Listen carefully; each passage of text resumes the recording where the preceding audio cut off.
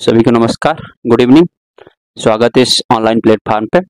हम लोग आज बात करेंगे सबसे पहली बात कि हम लोग पेपर 1 पढ़ेंगे और पेपर 1 का unit number 1 that is teaching aptitude को पढ़ेंगे। और यहाँ पर हम मैराथन क्लास करने वाले हैं जिससे आपका क्विक रिवीजन हो जाए, क्योंकि आपके पास टाइम अब 7-8 दिन बचा है और उसमें हमको बहुत क्विक रिवीजन करना है। तो हम बहुत ही कम टाइम पे बहुत ही मतलब एकदम समराइज चीज़ों को लेंगे और बहुत ही इंपॉर्टेंट चीज़ों को लेंगे, ठीक है।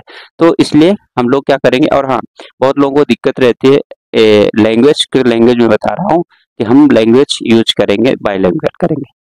मोस्टली मैं इंग्लिश करूंगा बट हिंदी भी बताता चलूंगा जिससे आपको दिक्कत होने वाली नहीं, ठीक है। तो हम लोग स्टार्ट करते हैं। कौन सी यूनिट पहले करेंगे? सबसे नंबर 1 यूनिट है आपकी टीचिंग एप्टीट्यूड, ठीक है। तो टीचिंग एप्टीट्यूड है क्या? तो हमारी कुल मिला के एक टीचर की योग्यता, टीचर की गुणवत्ता, टीचर किस तरह पढ़ाता है, यही सब टीचिंग एप्टीट्यूड है, ठीक है। टीचिंग एप्टीट्यूड की अगर बात करें कि आखिर इसकी जरूरत क्यों है, तो इसकी जरूरत इसलिए है कि आप किस प्रकार से एक लर्नर को पढ़ा सकते हैं, एक सीखने वाले को पढ़ा सकते हैं। इसमें उच्च शिक्षा में आपको क्या होगा, इससे बढ़िया किस प्रकार से चीजें होने वाली हैं, इसलिए टीचिंग एप्टीट्यूड सिखाया जाता है। अब सिंपल सी बात, हम सीधे मुद्दे पे आते हैं कि टीचिंग एप्टीट्यूड किन किन फैक्टर पे डिपेंड करती है। तो मोस्टली 3 फैक्टर होते हैं टीचिंग एप्टीट्यूड को चलाने वाले। आपका 3 फैक्टर होते हैं, that is psychological, philosophy and sociology, ठीक है। 3 चीजों पर टीचिंग एप्टीट्यूड टिका होता है मोस्टली, दर्शन शास्त्र पे, मनोविज्ञान पे और आपका समाज शास्त्र में, ओके। तो आप समझ लीजिए, एक टीचर के अंदर 3 चीजें जरूर होनी चाहिए। उसकी दार्शनिक मतलब वो चिंतन कैसे करता है, साइकोलॉजी उसका मनोस्थिति कैसे है, और उसका समाज से कैसे जुड़ा हुआ है, तभी एक अच्छा टीचर बन सकता है और टीचिंग एप्टीट्यूड को परफॉर्म कर पाता है, ठीक है। ज्यादा हम बात नहीं करते हुए सीधे मुद्दे पे आते हैं कि आपको सबसे पहला टॉपिक दैट इसमें बहुत ज्यादा इंपॉर्टेंट है, तो कौन सा है? नंबर 1 आप देखेंगे लेवल ऑफ टीचिंग। समझ रहे हैं? लेवल ऑफ टीचिंग आप सुनते जाइए, आपको बहुत आसानी से समझ में आएगा, ठीक है। तो लेवल ऑफ टीचिंग मतलब टीचिंग के स्तर कितने हैं, सीधे क्वेश्चन आ जाते हैं। तो लेवल ऑफ टीचिंग कुल मिला के 3 प्रकार के होते हैं। नंबर 1, मैं बहुत शॉर्ट में लिखूं, मेमोरी लेवल। दूसरा आपका अंडरस्टैंडिंग लेवल और आपका रिफ्लेक्टिव लेवल, ठीक है। समझिएगा, मेमोरी लेवल स्मृति स्तर, अंडरस्टैंडिंग लेवल अंडर मतलब अवबोध, और रिफ्लेक्टिंग मतलब चिंतन का स्तर। 3 प्रकार के इसमें लेवल होते हैं। देखिए, मेमोरी लेवल में क्या किया जाता है, मोस्टली चीजों को रटाया जाता है, ये बहुत ही प्रारंभिक लेवल है, ठीक है। अंडरस्टैंडिंग लेवल में क्या हो जाता है कि रटाने के साथ साथ आपको समझाने की भी कोशिश की जाती है। और रिफ्लेक्टिव लेवल में क्या किया जाता है, इसमें आपको समझाने के साथ आपको प्रैक्टिकल भी कराया जाता है। एग्जाम्पल के तौर पर आप समझिए, आप 6-7 के बच्चे हैं तो आपको रटाया जाएगा कि हाँ आप ये चीजें लर्न कर लीजिए। अंडरस्टैंडिंग जैसे 8th-9th पहुंचेंगे तो आपको कुछ चीजें जैसे ज्यादा एडवांस लेवल पे दिए जाएंगे, जैसे यहाँ पर सिद्धांत आ जाएंगे, न्यूटन का लॉ आपके सिलेबस में डाल दिया जाएगा, कोई थ्योरी डाल दिया जाएगा, बायन्स लॉ डाल दिया जाएगा, ठीक है।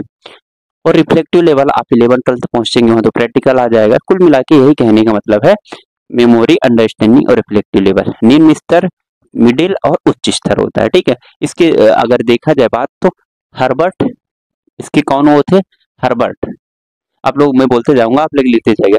हर्बर्ट मेमोरी लेवल के कौन हुए, मतलब प्रतिपादित करने वाले हुए, और मोरिसन हुए किसके? अंडरस्टैंडिंग लेवल के, ठीक है।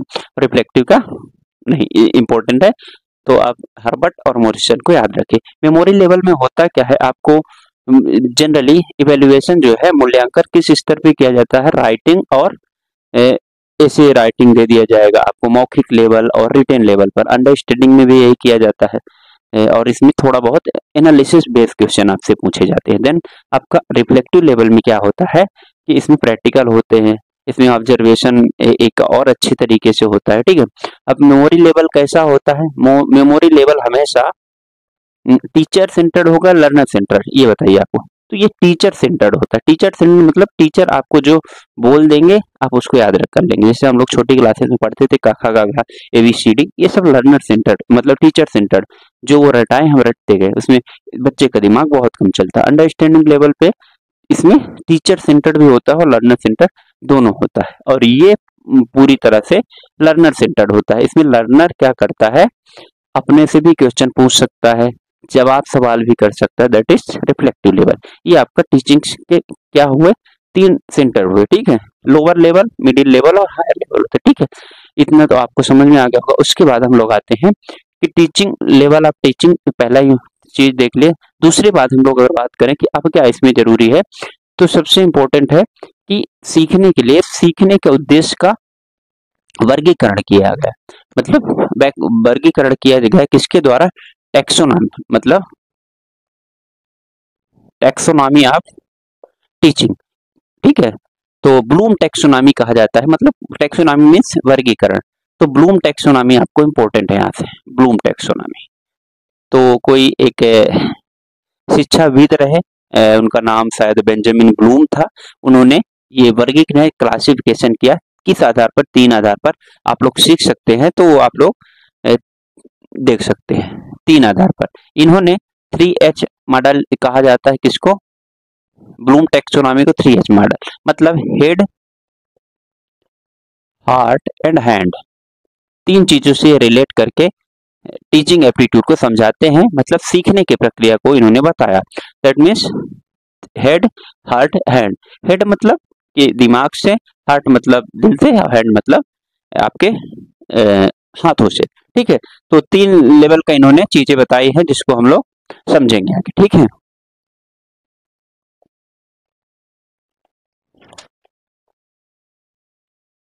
अब ब्लूम टैक्सोनॉमी में सबसे पहले आता है कॉग्निटिव लेवल। कॉग्निटिव लेवल मतलब ज्ञानात्मक पक्ष की इन्होंने बात किया। तो कॉग्निटिव लेवल लिख लीजिए, कॉग्निटिव डोमेन मतलब, और दूसरा आपका अफेक्टिव डोमेन, और तीसरा आपका कौन सा है, फिजिकल डोमेन। अब ये समझिए, फिजिकल मतलब हैंड, और अफेक्टिव मतलब आपका हेड, और अफेक्टिव मतलब हार्ट, मतलब अफेक्टिव मतलब हार्ट, हेड मतलब कॉग्निशन, और हैंड मतलब फिजिकल, ठीक है। 3 तरह से इन्होंने सीखने की प्रक्रिया को समझाया है। तो सबसे पहले हम लोग कॉग्निटिव डोमेन, कॉग्निटिव डोमेन कुल मिला के ज्ञान की बातें करेंगे कि ज्ञान के स्तर पे, दिमाग के स्तर पे कैसे सोचते हैं। सबसे पहले इसका लेवल है, आप लोग इसमें मैं 5 चीजें बोलूंगा, आप लोग उसको नोट डाउन कर ले। पहला, ये ऐसे टैक्सोनॉमी बनाते हैं, यहाँ पे आप लिखेंगे ज्ञान मतलब नॉलेज, 2 3 4 5 6, ठीक है। ऐसे इसमें भी बना लेंगे और ऐसे इसमें भी बना लेंगे, ये नीचे से ऊपर चलता है टैक्सोनॉमी, ठीक है। तो इसमें क्या होता है, सबसे पहले आप ज्ञान होगा, नॉलेज होगा, दूसरे नंबर पर आपका बोध होगा, कॉम्प्रहेंशन, तीसरे नंबर आपका होगा एप्लीकेशन मतलब अनुप्रयोग होगा, चौथे नंबर का आप होगा एनालिसिस, और 5वें नंबर का आपको होता है सिंथेसिस, और लास्ट में आपका इवोल्यूशन। इस तरह से इन्होंने ज्ञानात्मक पक्ष का वर्णन किया, मतलब दिमाग के लेवल की बात है ये, ठीक है। आपको समझ में नहीं आ रहा होगा, अगर आप पहले पढ़े हैं तो बिल्कुल समझ में आ रहा होगा, ठीक है। नीचे से ऊपर चलता है, सबसे पहले ज्ञान आपको अर्जित करना है, फिर उसको मतलब कंप्रहेंशन करना है, फिर उसके बाद उसका प्रयोग करना है, देन आपको संश्लेषण करना है, फिर लास्ट में आपको विश्लेषण और लास्ट में इवैल्यूएशन कर लेना है, ठीक है। अफेक्टिव डोमेन की अगर बात करें कि हम लोग कैसे सीखते हैं, मतलब हमारा शरीर के, मतलब अफेक्टिव मतलब भाव, भाव मतलब भावनात्मक, भाव के लेवल पे कैसे बात करते हैं, तो सबसे नीचे रहता है आपका, सबसे पहले हम क्या भाव, भाव में रिसीव करेंगे। कोई भी अगर हमको कोई सिखा रहा है तो हम क्या करेंगे, उसको चीज को रिसीव करेंगे। देन जब रिसीव कर लेंगे, नंबर 1 यहाँ पर रिसीव लिखिएगा आप, रिसीव, फिर रिस्पॉन्ड, रिस्पॉन्ड के बाद आगे हम लोग क्या करेंगे, वैल्यूइंग करेंगे, मतलब उसमें वैल्यूइंग, एंड चौथे नंबर का आपका आएगा organising and characterisation, organising characterisation. ठीक है, आप लोग हमारी बातों पे ज्यादा ध्यान दीजिएगा। मैं लिखूंगा कब, क्योंकि एक मैराथन क्लास रहेंगे। सबसे पहले क्या होगा, ग्रहण कोई करेगा, रिसीव करेगा, फिर उसमें क्या होगा, सहभागी बनेगा मतलब रिस्पॉन्ड करेगा, देन उसमें वैल्यू, ठीक है, ऑर्गेनाइज उसमें संयोजित करेगा, लास्ट में आपका निरूपण कर देगा। एंड फिजिकल बैरियर कैसे होगा, साइकोमोटर ऐसे कहते हैं इसको, साइको मोटर डोमेन। ठीक है, इसको फिजिकली किस प्रकार से वो अडॉप्ट करेगा, सबसे पहले कोई मान लीजिए बच्चा है, इमिटेट करेगा, प्रतिरूपता करेगा, किसी को अगर देखेगा तो कैसे सीखेगा, अगर कोई ऐसे ऐसे चल रहा है या फिर कोई खड़ा हो रहा बैठे हो तो देख के चलेगा, तो सबसे पहले हमें इमिटेशन होगा। ठीक है, इमिटेशन मतलब प्रतिरूपता होगा, फिर मैनिपुलेशन करेगा, वो अपने स्किल को डेवलप करेगा, देन प्रिसीजन करेगा मतलब अपनी शुद्धता या फिर एक्यूरेसी पे काम करेगा, फिर आर्टिकुलेशन करेगा और लास्ट में नेचुरलाइजेशन उसकी प्रकृति में आ जाएगा। ये वो साइकोमेटर। तो आप लोग को समझ में आ गया होगा ना, प्रतिरूपता, मैनिपुलेशन, प्रिसीजन, आर्टिकुलेशन, नेचुरलाइजेशन, ये प्रोसेस होगी। ठीक है, ये ब्लूम टैक्सोनॉमी। अब ब्लूम टैक्सोनॉमी के बाद हम लोग अगले टॉपिक पे आते हैं। तो इस यूनिट में सबसे इंपॉर्टेंट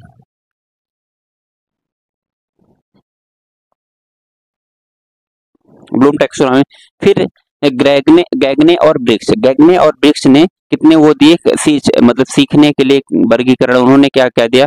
तो सबसे पहले बौद्धिक कौशल को उन्होंने बात किया, फिर ज्ञान की रणनीति किया, मीन्स नॉलेज के बेस पे, और तीसरा क्या, मौखिक रूप से, फिर संचालन तंत्र या फिर शारीरिक क्षमता, वही साइकोमोटर तंत्र, फिर लास्ट में आपका एटीट्यूड।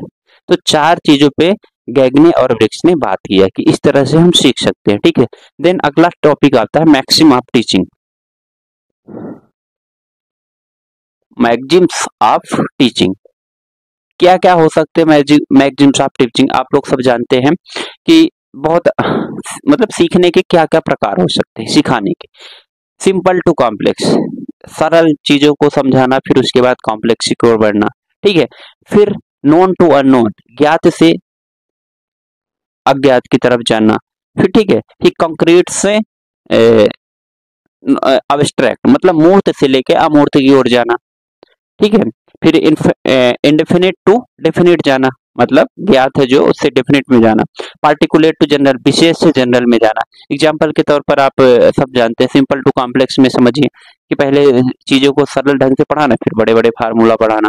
नॉन टू अननोन, पहले चीजों को हम लोग जो जानते हैं तो उसको हम पहले से अच्छे समझा दें कि ये मार्कर है, इसमें ऐसे ऐसे कैरेक्टरिस्टिक, फिर लास्ट में आपको जो नहीं जानते हैं इसके अंदर फिर उसके बारे में बता दें। ठीक है, कॉन्क्रीट टू एब्स्ट्रैक्ट, इसमें बता सकते हैं मूर्त से अमूर्त, मतलब पेड़ है एक, उसके पहले पूरे पेड़ के बारे में बताइए, फिर उसके बाद लास्ट में बताइए कि ऐसा पेड़ होता है, मतलब पहले बड़ी चीज बता दी। ठीक है, अब फिर आता है लर्निंग, इंपॉर्टेंट है, मैक्सिमम आप टीचिंग में आप लोग समझ पाएंगे। ठीक है, बहुत आसान है, तीन चार प्रकार हमने जो बताया वही इंपॉर्टेंट है। फिर लर्निंग आता है कि लर्निंग हम क्या है, लर्निंग आखिर क्या है। तो लर्निंग मतलब कोई अगर हमको पढ़ा रहा है, कोई हमको ज्ञान दे रहा है, कोई सब्जेक्ट है, उसको हम रीड कर पाए और उसके बाद हम उसको व्यवहार में ला पाए। सबसे इंपॉर्टेंट व्यवहार में ला पाना ही लर्निंग है। ठीक है, उसको हम व्यवहारिक पक्ष जान पाए, उसको हम लोग लर्निंग कहते हैं। ओके, देन अब इसमें आता है कि टीचर दो तीन प्रकार से लर्निंग होती है, टीचर सेंटर लर्निंग होती है और लर्नर सेंटर लर्निंग होती है। टीचर सेंटर लर्निंग और लर्नर सेंटर लर्निंग, अब ये समझिए ये क्या है। तो देखिए, जब टीचर सेंटर लर्निंग और लर्नर सेंटर लर्निंग में सबसे पहले बात कौन सा अच्छा होगा, तो आप लोग सब जानते हो लर्नर सेंटर लर्निंग होना चाहिए, मतलब जो एक स्टूडेंट चाहे वैसी लर्निंग होना चाहिए, ये नहीं कि टीचर जो चाहे वो लर्निंग होनी चाहिए। क्योंकि इसमें हम लोग यही देखेंगे कि टीचर सेंटर और लर्नर सेंटर में आखिर दिक्कत क्या है। ठीक है, तो सबसे इंपॉर्टेंट है, देखिए टीचर सेंटर लर्निंग में क्या करेगा, मतलब शिक्षक केंद्रित अधिगम और इसमें विद्यार्थी केंद्रित अधिगम। इसमें क्या होगा, टीचर आएगा पुराने अपने पारंपरिक तरीके से, पुराने तरीके से आएगा, पढ़ा के चला जाएगा ब्लैक बोर्ड पे, बच्चों से कोई सवाल नहीं करेगा। वही आएगा, जो किताबें वांचेगा, उसके बाद चला जाएगा बैठ के, ठीक है, कुर्सी में। ये होगा। इसमें ना कोई होमवर्क दिया जाएगा, ना कुछ भी दिया जाएगा। लर्नर टीचर सेंटर लर्निंग में बस आओ जाओ चले जाओ, खत्म बात। कुछ भी पूछना नहीं, कुछ इंटरेक्शन नहीं, बच्चों को डरा धमका के रखेंगे। लर्नर सेंटर लर्निंग में क्या होगा कि इसमें बच्चे वही नया तरीके आ जाएंगे, कंप्यूटर का इस्तेमाल हो जाएगा, प्रोजेक्टर का इस्तेमाल हो जाएगा, बोर्ड में लिखिएगा, बढ़िया से नोट्स बनवाएंगे, उसमें बच्चे को असाइनमेंट दिया जाएगा, बच्चों को प्रोजेक्ट दिया जाएगा, बच्चे आपस में इसमें क्वेरी कर सकते हैं, उसका जवाब दिया जाएगा। तो कुल मिला के यही है टीचर सेंटर लर्निंग। परंपरागत होता है और ये आधुनिक होता है, मतलब मॉडर्न होता है, तो ये इंपॉर्टेंट है। लर्नर सेंटर लर्निंग इंपॉर्टेंट है, ये इंपॉर्टेंट है। तो इसमें आप यही समझ पाएंगे, तो टीचर सेंटर लर्निंग और लर्नर सेंटर लर्निंग में अच्छा टीसी एलसीएल होता है। और जो उसमें आपका एग्जाम में आए, कभी आए तो पुराने तरीके जो आए, जो लेजीपन आए, तो आप टीसीएल में कर दीजिएगा, जो अच्छा है वो एलसीएल में कर दीजिएगा। ये इंपॉर्टेंट है। देन आपको आता है अगला टॉपिक, इसमें आएगा कि आखिर टीचिंग मतलब वो टीचिंग एड्स हैं। टीचिंग एड्स के बारे में हम लोग थोड़ा सा बात कर लेते हैं। टीचिंग एड्स क्या होते हैं? टीचिंग एड्स, तो टीचिंग एड्स क्या है? मतलब शैक्षिक सामग्री। शैक्षिक सामग्री आपका तीन चार प्रकार के हो सकते हैं। एक तो ऑडियो हो सकता है, एक वीडियो होता है, एक ऑडियो वीडियो दोनों होता है। जैसे आप लोग एक विजुअल, मतलब आप लोग ऑडियो की बात करें तो जैसे हम लोग मान लीजिए रेडियो के माध्यम से पढ़ा रहे हैं, माइक के माध्यम से पढ़ा रहे हैं, दीज आर द ऑडियो, ठीक है। देन अगला आता है वीडियो। तो देखिए, टेप रिकॉर्डर हो गया, ग्रामोफोन हो गया, रेडियो हो गया, these are audio aids. And then visual की अगर बात करें तो इसमें क्या होगा, आपको दिखेगा, बच्चे को दिखेगा, हमको भी दिखेगा। तो इसमें टीवी हो गया, चार्ट हो गया, ग्राफ हो गया, ठीक है, ये सब किताबें हो गई, ये these are the visual graphics, visual aids. Then last में आता है ऑडियो वीडियो दोनों। तो आपका ऑडियो वीडियो कौन से हो गए, जिसमें टीवी हो गया, प्रोजेक्टर्स हो गए, और खुद इंसान खड़ा है तो वो है ही। तो इस तरह से टीचिंग एड्स है, ये बहुत आसान है, आपसे आराम से आ जाएंगे। डायरेक्ट कभी कभी क्वेश्चन आ जाता है निम्नलिखित में से ऑडियो आपका एड्स कौन कौन सा है, ठीक है, तो आप लोग कर पाएंगे, ठीक है। देन आपका आता है एक माइंड मैपिंग एंड आपका कॉन्सेप्ट मैपिंग। माइंड मैपिंग और कॉन्सेप्ट मैपिंग, टेनी बुजान टेनी बुजान नामक व्यक्ति ने इसको माइंड मैपिंग शब्द को दिया था। माइंड मैपिंग सीधा मतलब है कि आप अगर पढ़ाने जा रहे हैं तो आप दिमाग में पहले से चीजें इकट्ठा कर लेंगे, माइंड में बना लेंगे कि हम ये पढ़ाएंगे, यहाँ फार्मूला लिखेंगे, ऐसे ऐसे चित्र बनाएंगे, ऐसा डायग्राम बनाएंगे, क्लास में ये इन्वायरमेंट होगा और हम ऐसे ऐसे सिस्टम पे पढ़ाएंगे। ये माइंड मैपिंग होते हैं, ठीक है।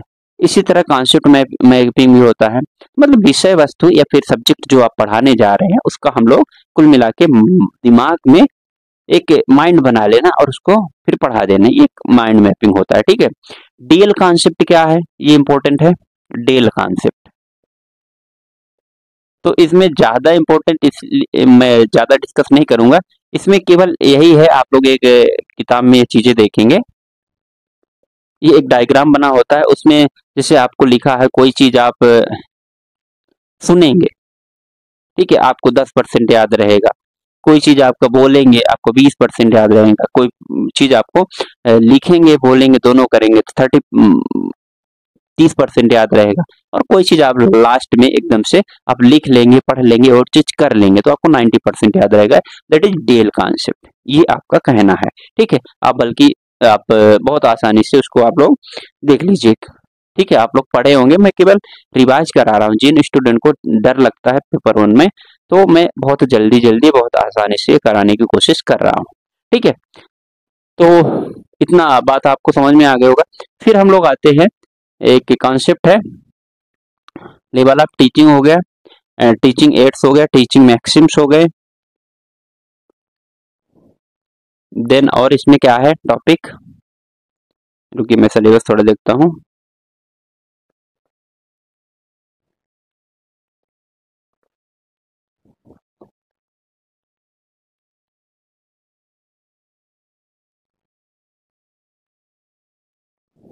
हम्म अब ये टीचिंग की बात हुई, लर्निंग की बात हुई, एड्स की बात हुई, मैक्सिम्स की बात हुई। अब एक टॉपिक है फैक्टर अफेक्टिंग द टीचिंग। कौन कौन से फैक्टर ऐसे हैं जो अफेक्ट करते हैं टीचिंग को, तो आप सब आसानी से बता सकते हैं फैक्टर अफेक्टिंग कौन कौन से हो सकते हैं। तो देखिए, तीन चीजों पर मेन डिपेंड करता है, टीचर, लर्नर और इन्वायरमेंट। कौन कौन से? Teacher, learner and environment.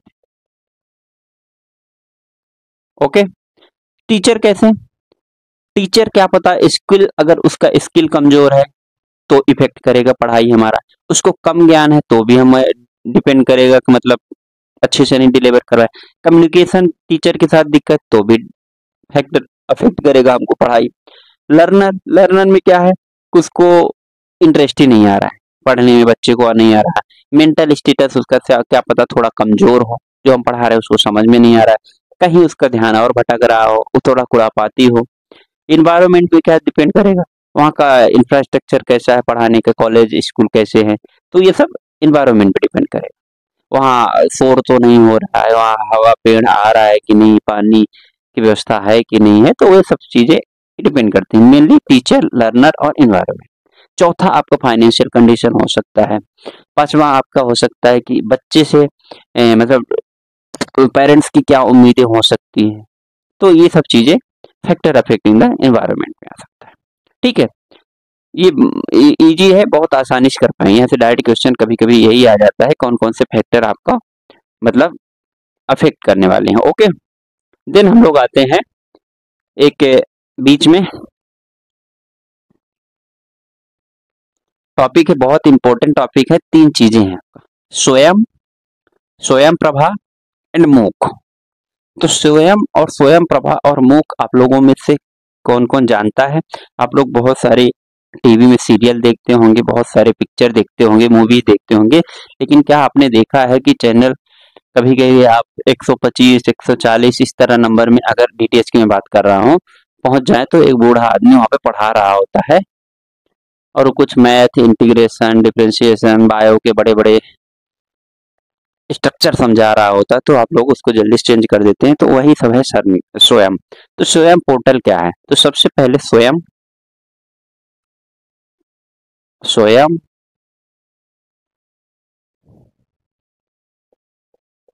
स्वयं प्रभा एंड मूक, तीन चीजें। तो स्वयं, स्वयं सबसे पहले स्टार्ट करते हैं हम लोग स्वयं। तो स्वयं क्या है कि भारत सरकार का ई लर्निंग प्लेटफॉर्म है। इसके ये कौन चलाता है? एमएचआरडी, मतलब मिनिस्ट्री ऑफ ह्यूमन रिसोर्स, ठीक है, डेवलपमेंट। अब इसको एजुकेशन मिनिस्ट्री कहा जाता है। तो स्वयं इसके द्वारा चलाया जाता है। क्यों चलाया जाता है? कि बच्चे पढ़ पाए ऑनलाइन प्लेटफॉर्म के माध्यम से, ठीक है। मेनली इसमें इसकी डेट कभी कभी आ जाती है, तो जुलाई 2009, अगर 9 जुलाई बोल जाए, लेकिन 2009 में ये किसके द्वारा? एमएचआरडी द्वारा चलाया जाता है, ठीक है। ये क्या है? स्वयं, इसका हाँ फुल फॉर्म आता है, बहुत इंपॉर्टेंट है, study waves of, study waves of active learning, ठीक है, study waves of active learning for young aspirant mind, study waves of active learning for young aspirant mind, ये इसका फुल फॉर्म है।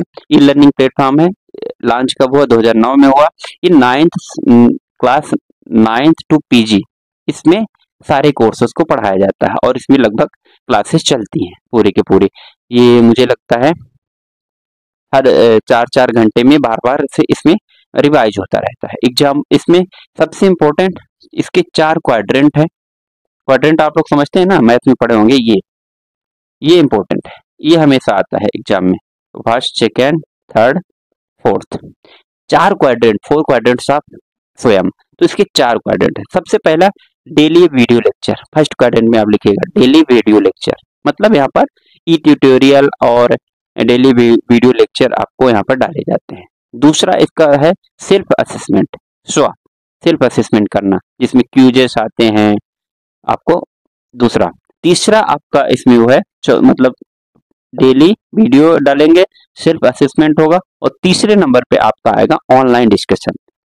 Online discussion, और चौथा quadrant इसका है study material, वो आपको पीडीएफ के रूप में दिया जाएगा। ई कंटेंट होगा, टेक्स्ट होगा, पीडीएफ होगा, ठीक है। ये बहुत इंपॉर्टेंट है। 4 चीजें मैंने बताया, डेली वीडियो लेक्चर, दूसरा सेल्फ असेसमेंट, तीसरा ऑनलाइन डिस्कशन, चौथा स्टडी मटेरियल। ये आपका 4 क्वाड्रेंट है, ठीक है।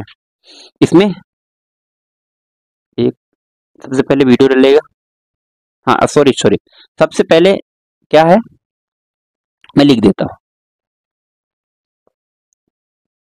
डेली वीडियो, दूसरा इसमें स्टडी मटेरियल, तीसरा सेल्फ असेसमेंट, एंड चौथा आपका होगा डिस्कशन।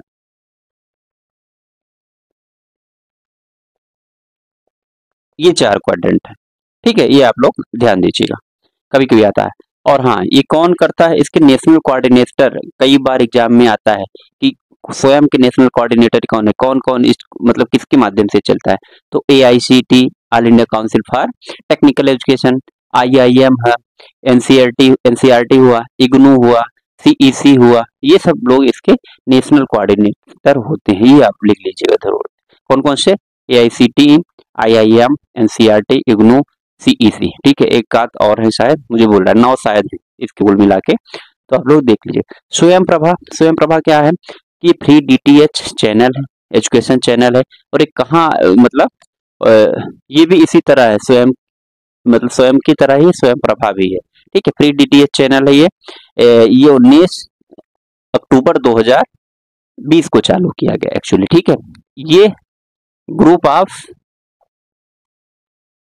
34 क्या, आप 40 चैनल लिख लीजिए, 40 चैनलों का, कहीं कहीं 34 लिखा रहता है, ठीक है।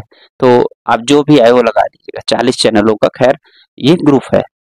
तो 40 चैनलों का ग्रुप, ये भी ई लर्निंग प्लेटफॉर्म है, ये DTH का फ्री चैनल है, और इसमें हाई क्वालिटी एजुकेशन और प्रोग्राम को चलाया जाता है। कितना, 24 घंटे साथ। ये आपका 9th क्लास टू PG था, ये एक्चुअली हायर क्लास के लिए होता है, ठीक है। और ये इंपॉर्टेंट है, इसमें GSAT 15 जो क्या है आपका सैटेलाइट है, उसके माध्यम से इसका प्रसारण किया जाता है। High quality plus high definition HD quality में मस्त वीडियो चलते हैं, आप लोग वहां जाके पढ़ सकते हैं। खैर आपको फुर्सत कहाँ है सीरियल देखने के अलावा, ओके। फिर आता है मूक। इसमें इंपॉर्टेंट क्या है, आपको चैनल 34 या 40, 24 गुणे 7 ये चलता है, पूरे चलता है। GSAT 15 सैटेलाइट के द्वारा चलता है, हाई क्वालिटी के चलता है, ठीक है। ये कब चला, अक्टूबर 2020 में इसको आया। मूक क्या है, मूक का फुल फॉर्म होता है आपका massive open online courses, massive open online courses.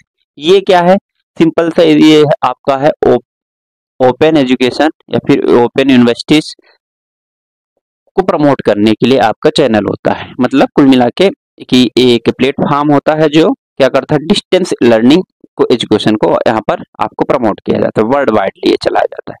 2008 इसका ईयर लिख लीजिए, ये इम्पोर्टेंट है।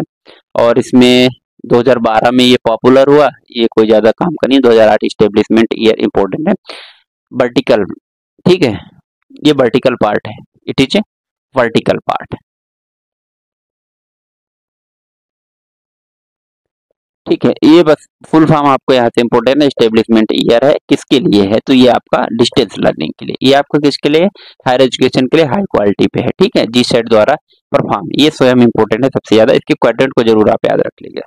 और नेशनल कोऑर्डिनेटर को देख लीजिएगा, IIT, IIM, ठीक है, NCERT, ये सब आप जरूर कर लीजिएगा, ठीक है।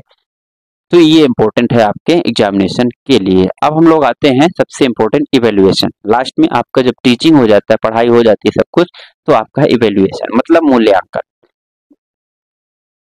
देखिए मैं बहुत जल्दी चल रहा हूँ, बहुत सारी चीजें छूट भी सकती है, छूट रही होंगी, लेकिन जो मैं करवाना चाहता हूँ, मेरा उद्देश्य है कि आप लोग एक बार इस यूनिट को पढ़ ले तो आपको समझ में आ जाएगा इस यूनिट में है क्या। बाकी आपको मैं बता रहा हूँ इस यूनिट में जो भी आएगा ना, फैक्ट को छोड़ के जो चीजें आपको अच्छी लगे, मतलब एक क्लास के हिसाब से बढ़िया होना चाहिए। एग्जाम्पल के तौर पर मान लीजिए आ जाए कि एक टीचर को एक स्टूडेंट के साथ कैसा बर्ताव करना चाहिए, तो जो सबसे अच्छा रहे एक आइडियल कंडीशन उसमें आपको टिक करना है। इवेल्युएशन, इवेल्युएशन आप लोग समझते हैं कि नहीं?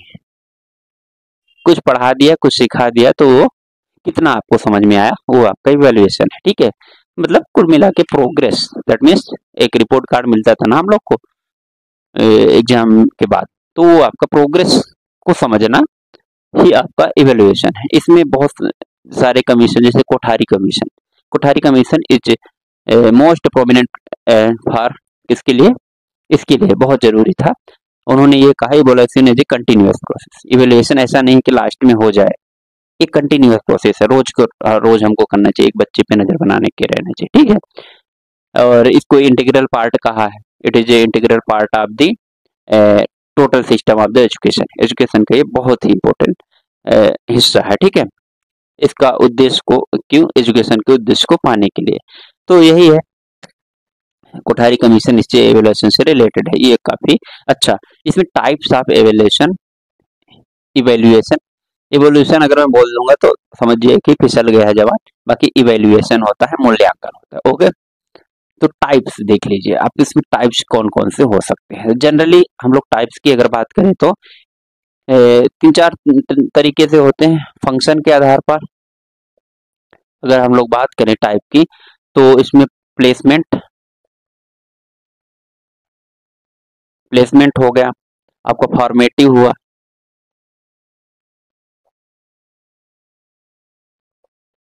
समेटिव हुआ, देन आपका 1, 2, 3 और आपका एक होता है डायग्नोस्टिक। अब ये समझिए कि प्लेसमेंट और फॉर्मेटिव, समेटिव और डायग्नोस्टिक में क्या अंतर है। ये फंक्शन के आधार पर कितने टाइप के हुए, कई एक डायरेक्ट क्वेश्चन आता है इसलिए मैं चारों बता दिया। ठीक है, ये फंक्शन अप्रोच के आधार पर 2 तरीके से, फॉर्मेटिव और आपका समेटिव। फिर according to the nature of reference, अभी मैं आऊंगा पूरी तरह, मैं लिख लेता हूं थोड़ा, आपको समझ में आएगा। नेचर ऑफ रेफरेंस में इसमें मोस्टली 2 तरीके से होते हैं, आपका नॉर्म्स रेफरेंस एंड आपका क्राइटेरियन रेफरेंस। ओके, ये आपका क्या है, इवैल्यूएशन का सिस्टम है।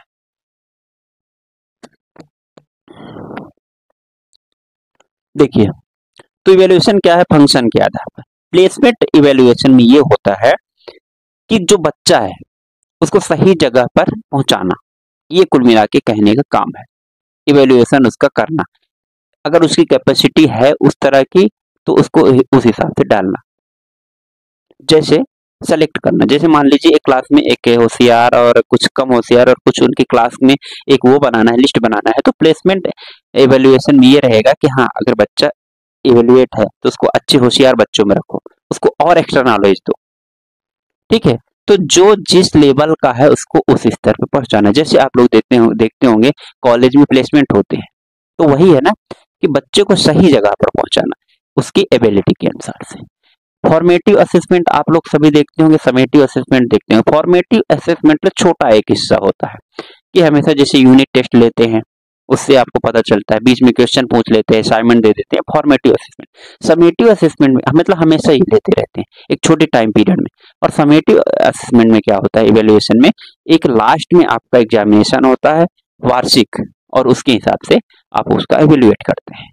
तो समेटिव से अच्छा फॉर्मेटिव माना जाता है। आजकल सीबीएसई स्कूल में सीसीई पैटर्न आया है, तब से लागू होगा।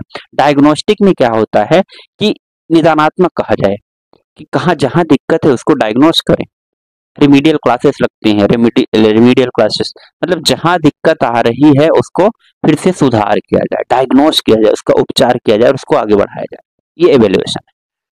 अप्रोचेस के आधार पर फॉर्मेटिव और समेटिव मैंने बता दिया। फॉर्मेटिव मतलब एक छोटे समय पर और बीच बीच में लेते रहना, उसका एग्जामिनेशन, उसका एवेल्युएशन करने लाना, उसको डाटा बताते रहना कि आप भाई ऐसा प्रोग्रेस है आपका। फॉर्मेटिव, समेटिव मतलब लास्ट में। फिर नेचर ऑफ रेफरेंसडम और नॉर्म्स रेफरेंसडम।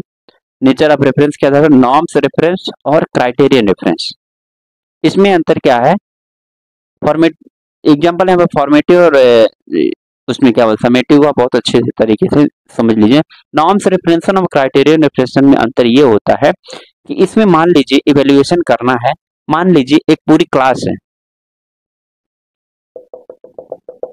और एक बच्चा है, ठीक है, आपको एक सिंगर ढूंढना है, तो सारे क्लास से मतलब पूरे क्लास का कंपटीशन कराएंगे, उससे एक बच्चा छाटेंगे। मतलब इसमें क्या हो रहा है कि सारे सबके साथ इसमें क्या हो रहा है, उस बच्चे का कंपटीशन हो रहा है और उसका हम इवेल्युएशन कर रहे हैं, ओके, और वो एक निकल के आएगा। क्राइटेरियन रेफरेंस में क्या होता है, क्राइटेरिया सेट कर देते हैं। इसमें ये कर देते हैं जैसे कि मान लीजिए वही मैथ ले पाएगा जिसके मार्क्स 80% है, 10th में मान लीजिए जिसके 80% है, वही वो मैथ और साइंस ले पाएगा। ये क्या हुआ आपका क्राइटेरियन रेफरेंस हुआ। आप यहाँ से समझ जाइए।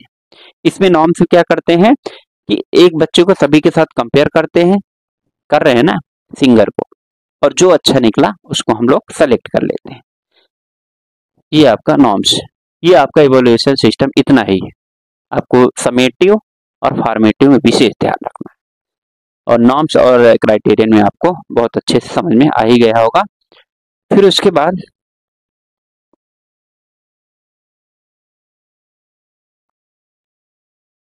आप देखेंगे कि इसमें मतलब हाँ लास्ट में आपका टॉपिक दिए गए ट्रेडिशनल, परंपरागत शिक्षा क्या है। तो परंपरागत शिक्षक आप लोग सब जानते हैं कि जैसे पहले शिक्षा दी जाती थी, गुरुकुल होते थे, वेद पढ़ाए जाते थे, वेदांग पढ़ाए जाते थे, ये सब पारंपरिक शिक्षा के अंतर्गत आते हैं। फिर मॉडर्न शिक्षा हमारे इसमें आया, आप लोग देखते होंगे कि मंटेश्वरी, नन, पार्कहर्स्ट एवं टैगोर, 4-5 शिक्षाविद का आप लोग नाम याद रख लीजिएगा। फ्रोबिल, रविन्द्रनाथ टैगोर, मंटेश्वरी, नन एंड आपका पेस्टालॉजी, ये सब क्या है, ये शिक्षाविद हैं, ये मतलब शिक्षा शास्त्री हैं। इन लोग को ये मॉडर्न के हैं, ठीक है। इसमें मॉडर्न एजुकेशन में जो अभी शिक्षा चली है सब मॉडर्न एजुकेशन है।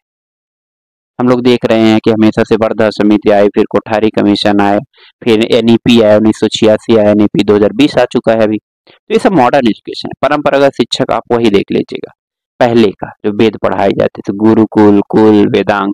सीधे क्वेश्चन यहाँ से आ सकते हैं, निम्नलिखित में कौन सा परंपरागत शिक्षा है, कौन सा मॉडर्न है, तो आप लोग डायरेक्ट कर पाएंगे। मॉडर्न शिक्षाविद का नाम आप लोग देख लेंगे, और उसमें ऋषि मुनियों का अगर आप लोग देख पाएंगे तो हो सकता है। और कुछ पुराने मतलब वेस्टर्न थिंकर्स या फिर शिक्षाविद, एजुकेशन निष्ठ की अगर बात करें तो एजी वेल्स हो गए हैं, ठीक है, ये सब हो गया। उसके बाद फिर यहाँ पे एक लास्ट टॉपिक आपका है सूचना और संचार मतलब टीचिंग एप्टीट्यूड में क्या जरूरत है।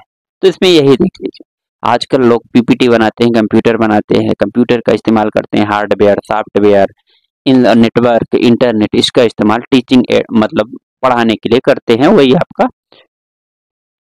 मतलब टीचिंग में आपका कंप्यूटर का इस्तेमाल है, टेक्नोलॉजी का इस्तेमाल है। यहाँ से क्वेश्चन आप लोग बहुत कम कर पाएंगे, हालांकि हम लोग एक नेक्स्ट यूनिट में इसको आपका किसमें आईसीटी में पढ़ेंगे, इसलिए यहाँ से इम्पोर्टेंट नहीं है। बस यही है, कंप्यूटर का इस्तेमाल करना, डिजिटल नोट्स बनाना, आपको पीडीएफ प्रदान करना, टेक्स्ट देना, ये सब चीजें इस उसमें आती हैं, इसलिए आपको कहते हैं, ठीक है। देन आपका इसमें कुछ छूट रहा है क्या, बहुत सारी चीजें छूट रही है, लेकिन मैं देख रहा हूँ कुछ और अगर बचे तो मैं करवा देता हूँ। हाँ, कुछ शिक्षा के क्षेत्र में अवधारणाएं अगर बात करें कि जैसे प्राथमिक शिक्षा, वर्धा शिक्षा किससे रिलेटेड है, तो महात्मा गांधी नंबर 1 है, नोट कर लीजिए। फिर प्राकृतिक वातावरण को सीखना और प्रकृति से सीखना, कौन से शिक्षाविद की बात है, तो रविन्द्रनाथ टैगोर इससे रिलेटेड थे। समाकल शिक्षा दैट इज इंटीग्रल एजुकेशन, कौन प्रमोट किया है, तो श्री अरबिंदो, आप एक जगह लिख लीजिए। भारतीय दर्शन शास्त्र मतलब फिलॉसफी का ज्ञान देना और अध्यात्मिक पहलुओं को अध्ययन करना, सर्वपल्ली राधाकृष्णन। फिर मानव मस्तिष्क रूपांतरण मतलब ट्रांसफॉर्मेशन, इसके लिए मतलब मस्तिष्क माइंड से जे कृष्णमूर्ति, ठीक है। ये आपको इतना इंपॉर्टेंट है, रविन्द्रनाथ टैगोर, महात्मा गांधी एंड आपका अरबिंदो इंटीग्रल शिक्षा के लिए इंपॉर्टेंट है। और क्या इससे उसमें बचा है। हाँ, ठीक है। तो मैं कोशिश ये किया हूँ, आप लोग ये समझिए इस यूनिट के एक मैं लास्ट में विशेष आपसे आग्रह करूंगा, हमने जो किया है कवर वो ठीक है, उसको आप लोग एक बार देख लीजिए क्विक रिवीजन टाइप में। बाकी आपको इसमें बहुत ही ध्यान से 2 बार आप क्वेश्चन को एटलीस्ट पढ़ेंगे तो बहुत आसानी से कर पाएंगे कि नहीं कर पाएंगे, बहुत आसानी से कर पाएंगे। ठीक है, जैसे हम एग्जाम्पल जैसे कुछ याद करने वाली चीज, जैसे हम लोग आपसे मैं पूछता हूँ, जो पढ़ते हैं उसका हम लोग कितना परसेंट याद रखते हैं, 10%। जो सुनते हैं उसका 20%, और जो देखते हैं उसका 30%, और जो सुनते एवं देखते हैं उसका 50%, जो कहते और लिखते हैं उसका हम लोग 70% याद रखते हैं, एंड जो जो करते हैं उसका 90%। ये कौन सा वो है बताइए, कौन सा कौन है, कौन सा एक्सपीरियंस है? तो ये आपका डेल कोन एक्सपीरियंस है। ठीक है, हम लोगों ने कौन सी टेक्सोनॉमी पढ़ी थी, आप लोग जवाब दीजिएगा, ब्लूम टेक्सोनॉमी। कितने वो थे, कॉग्निटिव था, साइकोमोटर था, और आपका अफेक्टिव डोमेन था। टीचिंग का लेवल कितने पढ़े थे हम लोग, 3 लेवल पढ़े थे। कौन कौन से, अंडरस्टैंडिंग, उसके बाद पहला वाला कौन सा था, मेमोरी, अंडरस्टैंडिंग, देन रिफ्लेक्टिव। तो ये हम लोगों को याद रखा है। टीचिंग एड्स आप लोग कर पाएंगे, टीचिंग मैक्सिम्स आप लोग देख पाए समझ पाएंगे, कौन कौन से इस्तेमाल करते हैं चीजें सब पता है आप लोगों को। तो ये था लर्नर सेंटर और टीचर सेंटर में कौन सा बेस्ट होता है, आप लोग जवाब दीजिएगा। ठीक है, आप लोग देख पाएंगे ना। और बस इस यही बेसिक है, इस उसका मेन उद्देश्य यही है कि आप लोग, एक टीचर बढ़िया होना चाहिए, एक टीचर अच्छे से कम्युनिकेट करे और पढ़ाए बच्चों को और समझ में आना चाहिए, ये इसका उद्देश्य है इस उसमें। तो आप लोग जो सबसे बेहतरीन और जो सबसे सरगर्भित और समराइज और सबसे अच्छा आइडियल दिखे उसको आप टिक करके आ जाएगा। जो फैक्ट वाली चीजें हैं तो अगर आएगा तो ठीक है, नहीं आएगा तो नहीं है। स्वयं, स्वयं प्रभा एंड आपका मुख्य, इनके फुल फॉर्म आपको जरूर होना चाहिए। एस्टेब्लिशमेंट ईयर आपको याद होना चाहिए, एंड 4 क्वाड्रेंट ऑफ स्वयं, इसको आप जरूर करके जाइए। कौन कौन से उसके इंस्टीट्यूट है स्वयं के, IIT, IIM, NCERT, open universities, ये आप जरूर करके जाएगा। ठीक है, तो इस यूनिट में और ज्यादा कुछ नहीं है। इसी तरह हम लोग दूसरी यूनिट लेके आएंगे बहुत जल्दी समय पर, 35-40 मिनट हुआ होगा, उसमें हम लोग पूरा रिवाइज कर ले, आपको एक कॉन्सेप्ट डेवलप हो गया होगा। आई थिंक कि आप लोगों को ये समझ में आ गया। जरूर आप लोग इसको देखिए, नेक्स्ट वीडियो हम लोग अगले उसमें लाएंगे। ठीक है, तब तक के लिए जय हिंद, नमस्कार।